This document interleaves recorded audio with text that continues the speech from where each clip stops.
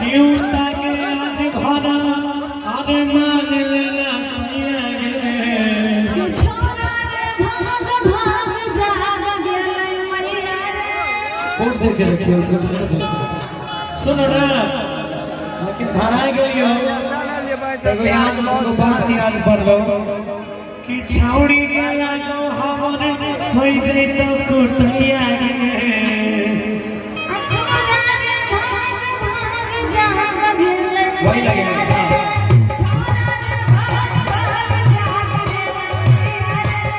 छाउड़ी के आज भरा सैया गे छाउड़ी के आज भगवान सैया गे छोरा रे भाग भाग जाग गेलै छोरा रे भाग भाग जाग गेलै उठला गेलियो कोरोना साइड ने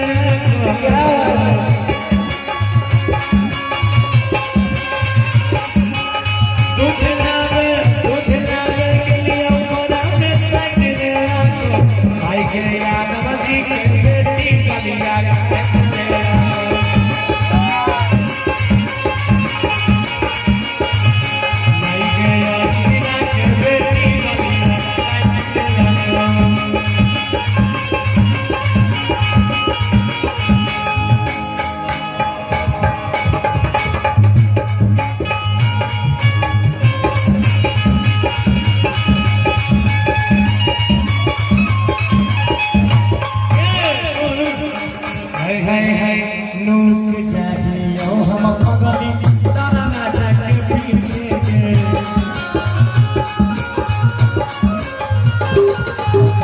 उस जन छोरा पाला के नीचे रे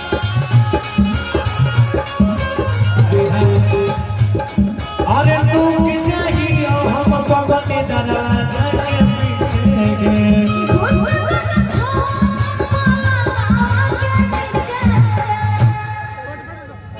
छौड़ी के लाला हमारा हो जइता कुटैया गे अरे सच कहै छे जल्दी भाग जो ना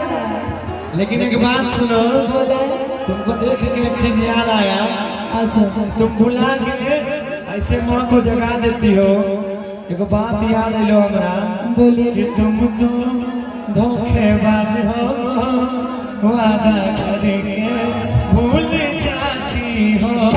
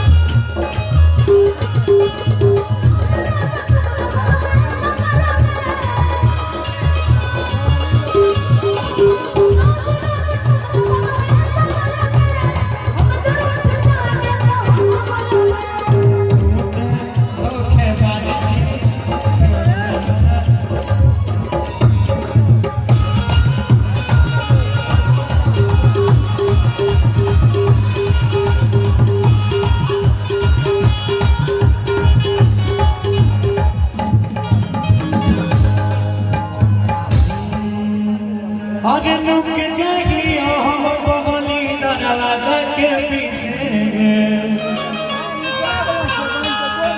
ये छुप जाना छोरा पाला के नीचे आ छौड़ी के लागो हमरा हो जइतो कुटैया गे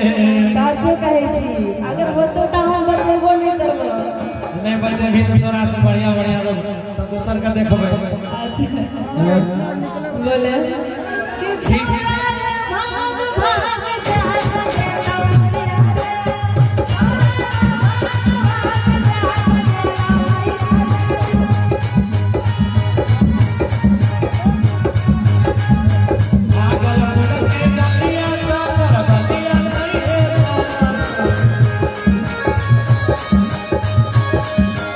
ए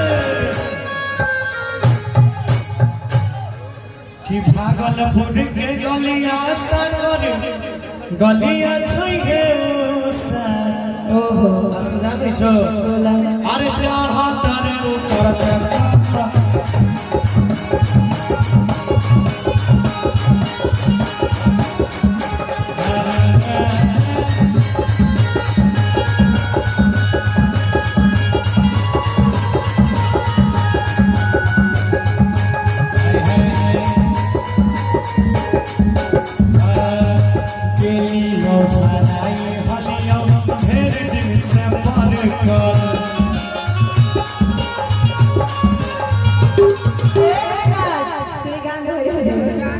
क्या बोले फिर से बोलिए कि गेलियो धराई छियो ढेर दिन से बड़ा कर हाँ नए स्टेज से उतर के गौरव भाग छरपल छाना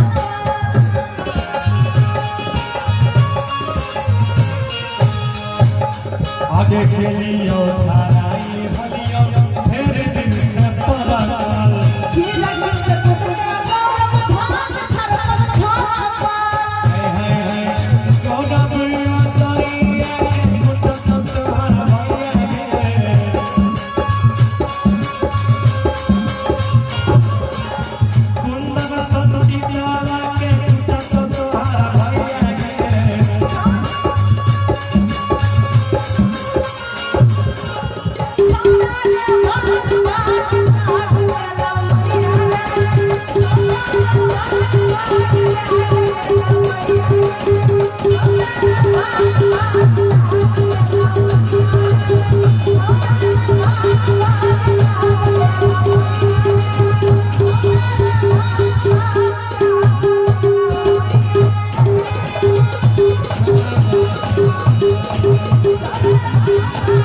Thank you.